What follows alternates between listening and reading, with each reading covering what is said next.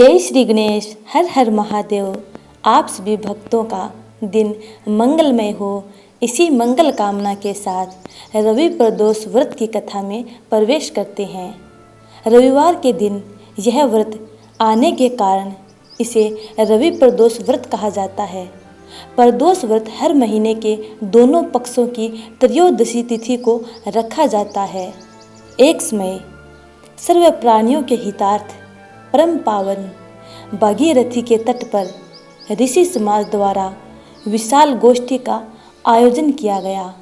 इस सभा में व्यास जी के परम शिष्य पुराणवेता सूत जी महाराज हरि कीर्तन करते हुए पधारे। सूत जी को आते देखकर शौनक आदि 88,000 ऋषि मुनियों ने खड़े होकर दंडवत प्रणाम किया। महाज्ञानी सूत जी ने भक्ति भाव से ऋषियों को हृदय से लगाया तथा आशीर्वाद दिया। विद्वान ऋषिगण और सब शिष्य आसनों पर विराजमान हो गए। शौनक आदि ऋषि ने पूछा, हे पूज्यवर महामते, कृपा करके यह बताने का कष्ट करें कि मंगलप्रद कष्ट निवारक यह प्रदोष व्रत सबसे पहले किसने किया और उसे क्या फल प्राप्त हुआ। श्री सूत जी बोले, आप सभी शिव के परम भक्त हैं। आपकी भक्ति को देखकर मैं व्रती मनुष्यों की कथा कहता हूँ।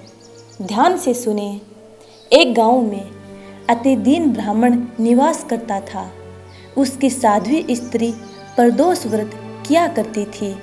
उसे एक ही पुत्र रतन था। एक समय की बात है, वह पुत्र गंगा स्नान करने के लिए गया। दुर्भाग्यवश मार्ग में चोरों ने उसे घेर लिया और वे कहने लगे कि हम तुम्हें मारेंगे। तुम अपने पिता के गुप्त धन के बारे में बता दो, वरना हम तुझे मार देंगे। बालक दीन भाव से कहने लगा कि बंधुओं, हम अत्यंत दुखी दीन हैं, हमारे पास धन कहाँ है।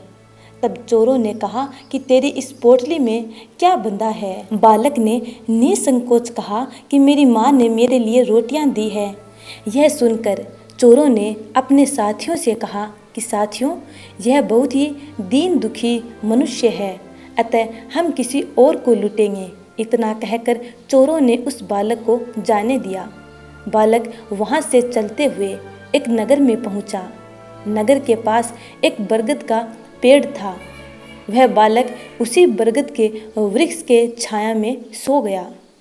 उसी समय उस नगर के सिपाही चोरों को खोजते हुए उस बरगद के वृक्ष के पास पहुँचे और बालक को चोर समझकर बंदी बना राजा के पास ले गए। राजा ने उसे कारावास में बंद करने का आदेश दे दिया। ब्राह्मणी का लड़का जब घर नहीं लौटा तब उसे अपने पुत्र की बड़ी चिंता हुई। अगले दिन प्रदोष व्रत था। ब्राह्मणी ने प्रदोष व्रत किया और भगवान शंकर से मन ही मन अपने पुत्र की कुशलता की प्रार्थना करने लगी। भगवान शंकर ने उस ब्राह्मणी की प्रार्थना स्वीकार कर ली। उसी रात भगवान शंकर ने उस राजा को सौपन में आदेश दिया कि वह बालक चोर नहीं है, उसे प्रातःकाल छोड़ दे, अन्यथा उसका सारा राज्य वैभव नष्ट हो जाएगा। प्रातःकाल राजा ने शिवजी की आज्ञा अनुसार उस बालक को कारावास से मुक्त कर दिया। बालक ने अपनी सारी कहानी राजा को सुनाई। सारा वृत्तांत सुनकर राजा ने अपने सिपाहियों को उस बालक के घर भेजा और उसके माता पिता को राज दरबार में बुलाया। उसके माता पिता बहुत ही भयभीत थे। राजा ने उन्हें भयभीत देखकर कहा कि आप भयभीत न हों, आपका बालक निर्दोष है। राजा ने ब्राह्मण को 5 गांव दान में दिए, जिससे कि वे सुखपूर्वक अपना जीवन व्यतीत कर सकें। भगवान शिव की कृपा से ब्राह्मण परिवार आनंद से रहने लगा। अतः जो मनुष्य रवि प्रदोष व्रत को करता है, वह सुखपूर्वक और निरोगी होकर अपना पूर्ण जीवन व्यतीत करता है तथा उसके जीवन में खुशहाली आती है। भगवान भोलेनाथ हर भक्त की मंगल कामना को पूर्ण करे। इसी कामना के साथ प्रदोष व्रत की इस कथा का समापन होता है। उम्मीद है कि आपको ये कथा बहुत अच्छी लगी है। यदि अच्छी लगी है तो लाइक, कमेंट और चैनल को सब्सक्राइब करके बेल आइकन को ज़रूर दबा लीजिएगा, ताकि आने वाली वीडियो का नोटिफिकेशन आप तक पहुंच जाए। तब तक के लिए हर हर महादेव। जय उमा पार्वती।